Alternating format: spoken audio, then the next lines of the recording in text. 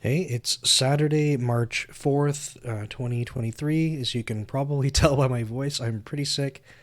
This past week wasn't so great just because I managed to get a cold and kind of derailed everything. I ended up missing recording this yesterday, so that was kind of unfortunate. I'm trying to get it done on Fridays.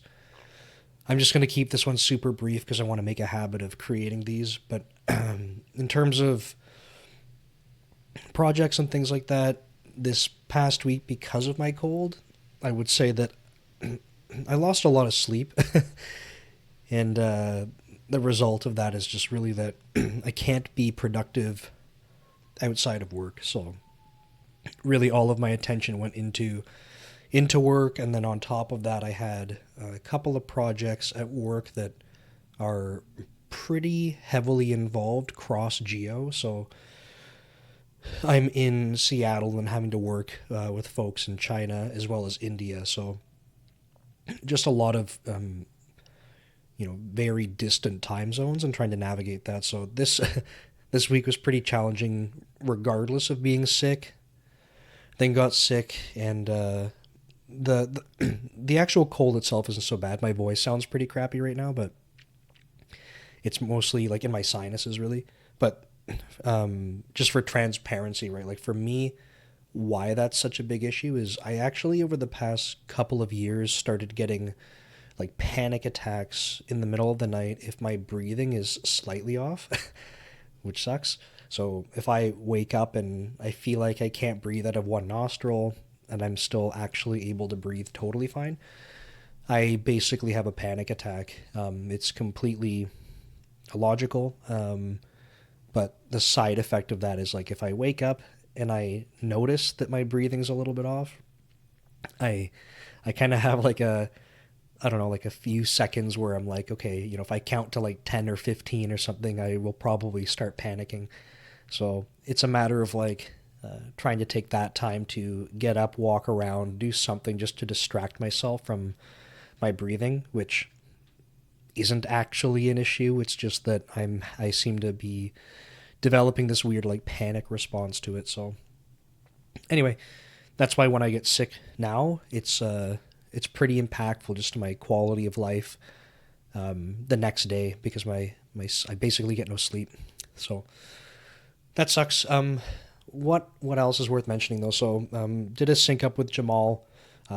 He's kind of mentioned this before. He's been super busy, so he's going to try to crank out some shorts for me, which will be great. Um, I've been not investing a lot of time into creating quality shorts like the way that I would like to, and that's just because it's very time consuming, and especially this past week, just I'm just remixing YouTube shorts. Remixing long form YouTube videos to create YouTube shorts, then reposting those to other channels. I'm not a huge fan of that just because I would rather create quality content than feeling like I'm kind of doing a half-ass job. So good sync up with Jamal. He's gonna try to get some work done there, but I've been transparent with him. Like his stuff, his personal life, and all of that, like his career, that should all come first. The meal coach side, just as I alluded to with this cold, I haven't actually produced like any code this week. Really sucks. Not happy about that. But I've had some good conversations, actually, with a couple of guys that are creating what I would argue is almost like a completely complementary counterpart to what meal coach is, and I think we're gonna have some conversations that follow because I think there's some interesting opportunities there. So we're not I think I'm excited. I know the other guy kind of I don't know. I don't like saying leading because I don't know the relationship there well enough, but I'm gonna say like the other guy leading that project is he's extremely motivated. When I talk to him, I can see how excited he is, so it's really cool. So I think we want to explore like what opportunities do we have.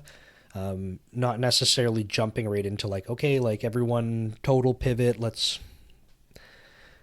completely change directions just because we happen to see some overlap. I think we know that in terms of data sources and stuff, we have some commonality there. We're focused on areas that, like I said, are complementary. They don't compete with each other, so it's pretty cool. So yeah. Anyway, I think in a couple weeks we'll try to meet up and see where we can get to. But that's that's at least some forward progress, even though I haven't been coding. And we had one of our guys was out on vacation as well, so I mean that's it's life, right? So I think this past week just probably not a whole lot got done. I'm hoping that I can kick this cold by early next week. It hasn't seemed to be getting better, which kind of sucks, but I would like to, starting Monday, kind of start the week fresh and just hope that I have some energy again. Um, yeah, I think honestly that's probably it. I've been fortunate that I got ahead on my content creation. So I think I almost have all of March set up for videos at least. I have to edit a few more. I think I have to edit four in total and record two more. But otherwise, I have three videos a week for the rest of the month. That's pretty cool. But this week that just went by, I was kind of eating into that buffer, right? Because I've recorded some stuff ahead of time, so it's life. So I want to not, I don't want to consume too much of that buffer and just try to get ahead and get more content created. So that's good. And then yeah, blog content. I want to find some more advanced topics to write about. I think that I think it's important to get a lot of the beginner programming stuff put together. I'm honestly pretty passionate about that just because I think there's too many barriers that people encounter when they want to start programming. And I'm not saying they're wrong. Like I mean, that's how people feel. They're going to be stopping themselves before they get started. So my kind of like personal mission there is to show people that these barriers are things you can overcome. A lot of the time, it's almost like self-inflicted, I guess. Like you have too many options for which language you want, or you're making assumptions that you have to be a math expert to be able to program, that sort of thing. I want to demystify that for people. I want to show people that you can get coding right away. So I do like creating content like that because I think it's really important. And then the other thing that I really want to focus on, it's it's not necessarily for beginners. I just think that it probably offers more value to people that are a little bit more junior or earlier in their career. It's really about just like software engineering in general. Um, I haven't I haven't decided if I'm going to write articles about this kind of thing. I think that the video content for it feels a little bit more natural. Blog posts and articles with code examples and stuff, I think that's a different story. But like software engineering principles, I think fits well in video format. So I might keep it that way. But the reason, like, so I'm also really passionate. Pardon me. I said I didn't want to edit these videos, right? The reason I'm really passionate about that is that I think that there's a gap, and that gap is that with newer folks coming into programming and wanting to become software engineers, there's like this like boot camp culture where people everyone's looking for a shortcut. We want to be able to get ahead fast. We don't want to put in the effort. It's kind of like this human nature thing, right? But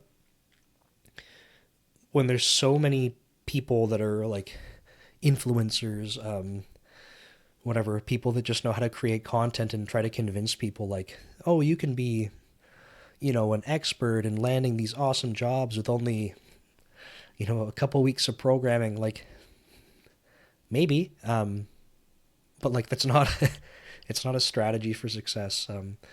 And I want to draw attention to that because I think what ends up happening is when people focus on these paths, you're hyper focused on coding.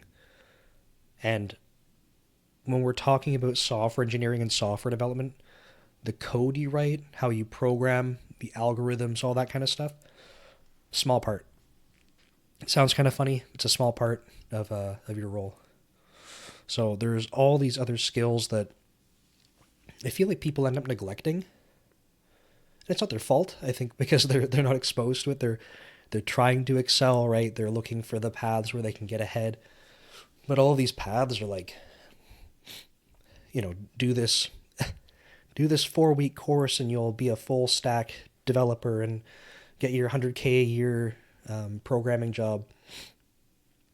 And again, while that I'm not saying it's impossible, but while that might happen, if you're not aware of like how much you're going to be working in teams or how to work in teams or how to try and relate business value into the work that you're doing, how you collaborate across teams, how you work with your product or project managers, how you have conversations with your own manager, how do conflict resolution with your peers. All of this stuff is like you have no experience with it. And I think that there's a lot of people that realistically, maybe they're way better at that kind of stuff than they are at grasping code right away. So bringing it back to like this more like junior beginner perspective, I want to highlight the importance of some of these skills. I don't like calling them soft skills. It seems kind of weird, but some of these other skills and traits that you should be practicing, I think that some people are really good at them naturally. And if they realize that these skills would be very beneficial as software engineers, they might be able to kind of take that, lean into it and saying, okay, if these are good things good things as a software engineer, and I have these skills, maybe I should, if I invest more time in like learning some of the programming part, maybe I could become a software engineer.